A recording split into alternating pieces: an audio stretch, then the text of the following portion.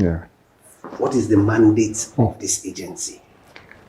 The mandate of National Agency for Science and Engineering Infrastructure, NASENI, is simply in the areas of capital good research, production, and reverse engineering, with the mission to ensure availability of local capacity, local capability to produce goods and services, to utilize Nigerian given natural resources to convert them to product, so that we will be exporting product rather than commodity to the international market. Now, can you just tell us a bit about yourselves? Who is Engineer Oyedele? My name is Ifeoluwa Oyedele. I was born to late Chief M.O. Oyedele, MBE, over 6 decades ago, 6 decades ago. My mother, Comfort Ileola Oyedele, is still alive. She's a retired school teacher. I went to various primary schools, went to the prestigious Government College Ibadan, to the University of Lagos, and I've been working as an engineer. And lately, in the last 20 to 30 years, as an engineer in politics. Before now, it's always been a two-horse race, the PDP and the APC. But now you have a third force, the Labour Party. Tell me, Hannatu, who amongst the PDP and the Labour Party is your biggest threat? Is the PDP. To be honest, honestly, the Labour Party, the good thing with the emergence of this movement from the Labour Party, and even with the NNPP, and not just that, some other fringe parties, you have people like Shawari, they're also making, they're gaining ground as well. The good thing with that is that it's opened up the conversation, it's made the whole process a lot more colourful. And this is really good for democracy, for building and empowering and giving us a strong democratic process. So it's a good thing. And at the same time, it's sort of encouraged people, young people and people that sort of don't really care about getting involved with the process. It's sort of encouraged them to get on board. So that's a good thing. But I think if we want to be very realistic, looking at the system of governance and the fact that there's a constitutional requirement for geographical spread in election. I think in that respect, I think and I would make bold to say that there's a constitutional impossibility at this point for Labour Party to win this election. It's 3 or 4 years now that this paid meter has been out, but yet it's not going round. So many people still desire to have it, but it's not upcoming. What's your take? Okay, so over the years, to look at it, there have been different phases and different projects that have gone on in terms of this. So what do I see? Different projects. There was the CAPME introduced so that people could buy. Then there was the meter asset provider. And obviously now the meter asset provider, as well as concurrently the national mass metering program. And I think the phase 0, and then we're moving on to the phase 1. And I think quite a number of, in that time, the last NMMP, I think substantial number of meters have been deployed all across the country. I think the numbers should be above 1 million meters. The metering gap in the country is about, I think, between 4 to 5 million.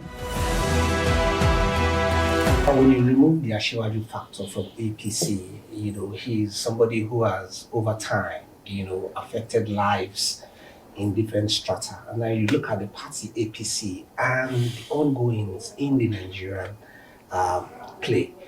How do you marry that? The economy of the country is totally in a red. That's one reason why you need a better manager. And you look at, Right? and you look at the figure in His Excellency Asiwaju, Tinubu. How is it going to convince Nigerians, to still stick with this same party that has run this country down? Well, it will be most uncharitable to say our party has run the country down. Our party is not the only party managing states in Nigeria. Unless you can say that the situation in all other states being controlled by other parties are an El Dorado, and that it is only in APC states that you have seeming crisis. Other than that, there's no way you can say that our party grounded. Nigeria had actually been grounded before we came in as a party, and it was because Nigerians regarded our party as a rescue force. That was why we were voted in. Tell us a bit about your foundation and how it all started. Okay, yeah, like I said, the foundation was just a recent development, as recent as last year that I took that formal step. But before then, I've been in a position where I had assisted quite a number of people. I mean, it's basically impossible to put a figure to it. People in hospitals, yeah, generally people in need. That's how the idea of do education and mentoring initiative or foundation came into being. So we had it incorporated, and like I said, we have on board some of the finest minds that you can think about, including Leonard Sick, who is a very good friend, and yeah. So what we do basically is to focus on education principally, and we go into public secondary schools, and we kind of collaborate with the management, with school management, and try to identify, the poorest of the poorest, indigent students. In a lot of these schools, you find kids that nobody is paying their school fees. You see the kind of uniforms that they're wearing, and you're like, oh my God, I went through this, So how do we ameliorate this situation? So we identify those kind of children, and what we do at that level is, for now, I am the one wholly responsible for that. Once we identify those students, we pay their school fees. We provide them at least one uniform in a session. We provide school standards. We provide textbooks, basic textbooks. We provide exercise books and other writing, materials. Please, could you give us a brief background about eco-distribution? Well, thank you. Eco-distribution is one of the companies that was unbundled during the privatization period. The reform in the power sector actually started since March 2005, where 11 schools were born out of that old PSCN and generating companies, and also the Transmission Company of Nigeria, of which November 1 to 2013, Ecodisco was handed over to the core investor. And since then, we've been trying to transform the power sector, providing quality service to our citizens within our network area. But I would say by and large, the privatization is working, is moving positively forward. And our consumers have started seeing the benefits of privatization. There's been improved power supply to consumers. We've started metering our consumers appropriately and ensuring that we are billing them well, and just improve customer service across board. But it's been a roller coaster. At the time, we had issues with tariff being set right within the sector, but that has been addressed by the regulator. It is believed that 80% of Nigerian problem is that of bad leadership. How does your principal officer tend to change this narrative? You see, you must understand what leadership actually means. Leadership does not exist in theory only. The theory of leadership is good enough to straighten out what the principles for and of good leadership are. The practice of leadership is in reference and experience. If you talk about leadership in Nigeria today, one of the most resourceful leaders we have in the political landscape is Asiwaju Bola Ahmed Tinubu. As a matter of fact, outside leaders that existed in the First Republic, the cream of Sardauna, of Sokoto, Tafawa Balewa, Okpara, Anthony Enao, Awolowo, and all of that, Nnamdi Azikiwe, I've not seen any other generation of politicians that has produced a leader as credible, experienced, result-oriented as Asiwaju Bola Ahmed Tinubu. Let's take, for instance, leadership is experiential. It does not exist only in theory.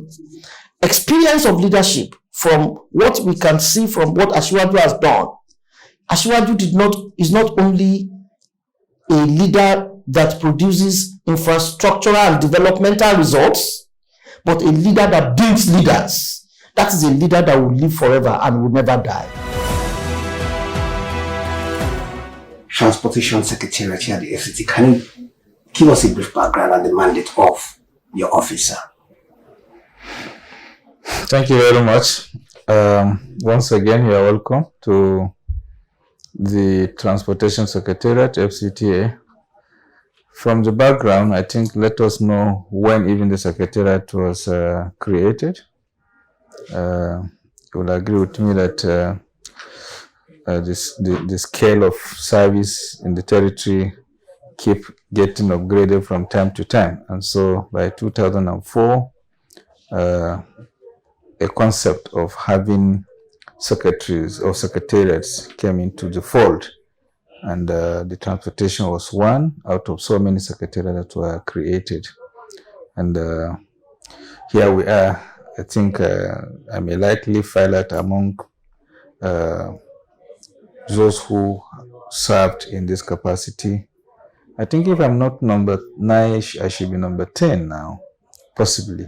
So the Transportation Secretariat is one out of these so many secretariats that we have in the Federal Capital Territory that is, set to ensure that it manages the transport sector of the entire territory, not just the city, to ensure that commuters and commuting, of course, goes in a way that the government will wish to have it.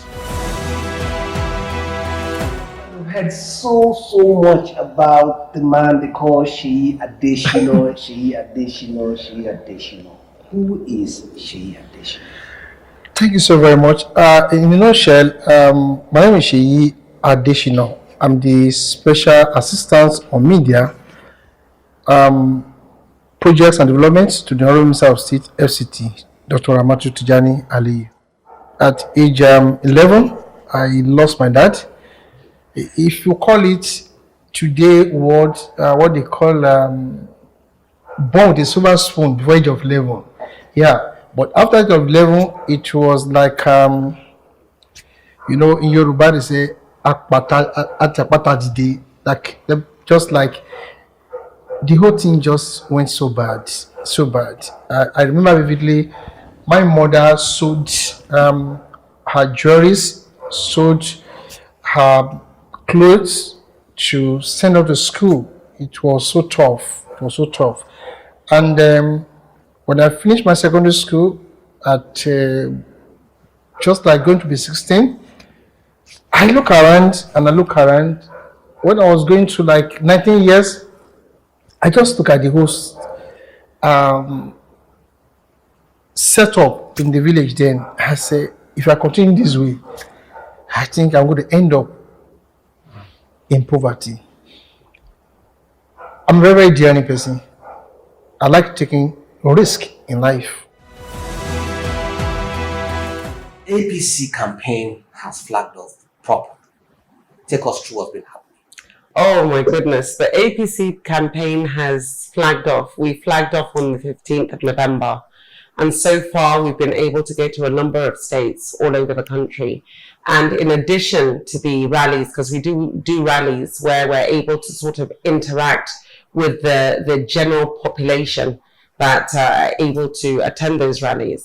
And in addition to that, we also hold a number of town hall meetings in different states to meet with stakeholders in different communities, the farming community, the mining community, the different sort of communities. So Asiwaju Bola Ahmed Tinubu has been absolutely relentless in his bid to try to not only spread his message of what he wants to present to Nigeria, but he wants to be able to sort of feel the pulse of Nigeria. And I think every time we go for these rallies, and I'm actually very privileged to be able to accompany him on a number of these engagements that he does. We had been to Kano, even though not for a rally, but we were there for a town hall engagement. We've been to Niger. Of course, we were in Lagos. Lagos was absolutely overwhelming. The people of Lagos showed up and they showed out and they showed the rest of Nigeria who Asiwaju Bola Ahmed Tinubu is, and who he is their son. So the campaign has been going very well. And the sense that I get is that as we move closer to the election, it seems a little bit more clear to people who the front runners are. And really, I would say the front runner is well and truly Asiwaju Bola Ahmed Tinubu. And as we're moving closer to the elections, you see that more people are gravitating towards him because they see a clear vision and a clear path, not only to victory, but a clear path to the sort of vision that he has for Nigeria, which is one of great progress and progression and development. FCT Ube, can you give us a sense of what your office is all about? FCT means FCT Universal Basic Education Board, and we are the custodian of basic education in FCT. What I mean by custodian is that we manage and supervise basic education. This includes primary, nomadic, special needs, and junior secondary schools. And in our own take, we ensure that every child of school age resident in FCT get access to quality, affordable, free basic education without any hindrance. FCT is the heart of the nation. You see, it is unfortunate that globally the issue of out-of-school children has become an issue. In FCT, we only get access to data from Universal Basic Education Commission. And the only data we have of recent is that of 2018, where it was said FCT has more than 200,000 out-of-school children. But by God's grace, we'll be doing our best, number one, to give orientation through our Department of Social Mobilization, because that is wrong concept, especially girl child education, where some religion frown at a girl child when she is mature, she still remain with the parents or still remain in the school, and we try to ensure that we disabuse this kind of wrong concept. Besides, some communities are feeling that a child to access basic education needs to pay, but federal has made it very, very clear that the basic education is a right. It's never a privilege. It's a right for the child. Now let me begin to highlight some of the issues we have. You have insecurity, you have a whole lot of terrorism, you have a terrible economy under APC. Now you're trying to sell the same product to Nigerians. In the area of insecurity, what is His Excellency Asiwaju going to be doing differently from what we have presently? What I normally say every day from my interviews, previous one, insecurity is all over the world. It's not only for Nigeria. And this security issue started from the Boko Haram. It's inheriting many things up to now. And you can see our president has tried to tackle the security of Boko Haram. So this is the new thing coming. So I think even as Asiwaju come on board, he is going to open that one because we have done in Lagos State. You can look his pedigree and the experience he has in Lagos State. So I think it's not an issue with Bola Ahmed Tinubu. If God have given this chance, the security and the economy are subject to tackle the problem. Give us a brief on your activities as the director here at the Directorate of Traffic Services here. Yes. Okay. Basically, the Directorate of Traffic Services is saddled with the responsibility of General Motor Vehicle Administration, traffic control and management. Within the ambit of Motor Vehicle Administration, we equally handle the issue of training and licensing of motorists, and then we do vehicle inspection, and then we'll have equally renewal of motor vehicle documents, and then validation, and then plate number administration. Then traffic control and management is another key element in ensuring that we remove all traffic infractions on our roads. And how has the journey fared so far?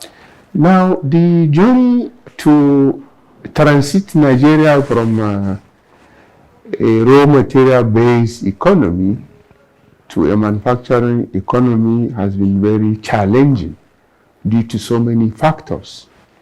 But let me say that NESENI is the only agency that has a mandate to do research, to do development, to do prototype, to set up pilot manufacturing plant, to demonstrate proof of concept and demonstrate viability and commerciality of research, local research and development, and therefore lay a foundation for manufacturing and industrialization of Nigeria. The journey has been very challenging in the sense that the leadership, the elite, have not understood the necessity of utilization of science, technology, and innovation for national development. Now, what are your aspirations as the secretary here?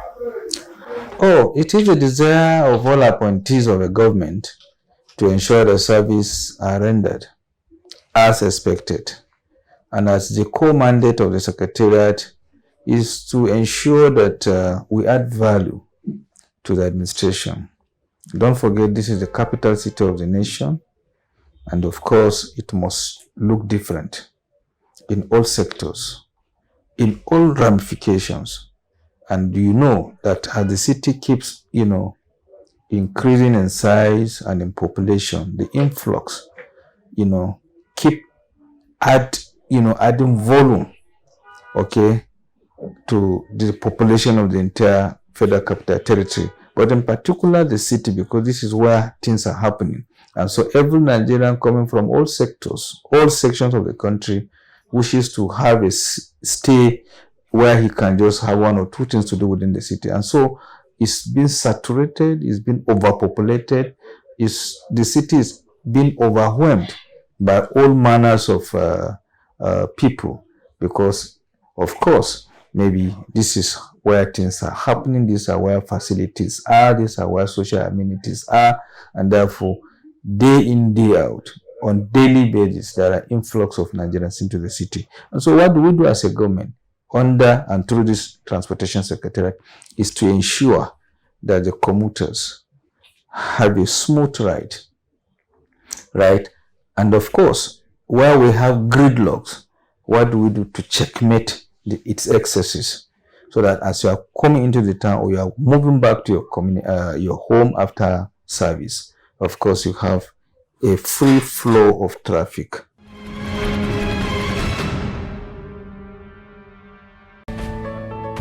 With an ever-evolving society, there are everyday issues in the marketplace, in government, in our social lives, even in our homes. issues and society brings these happenings to you. Join us on this station. For sponsorship and advert placement, please call 081 100 00712, or better still, follow us on our social media handle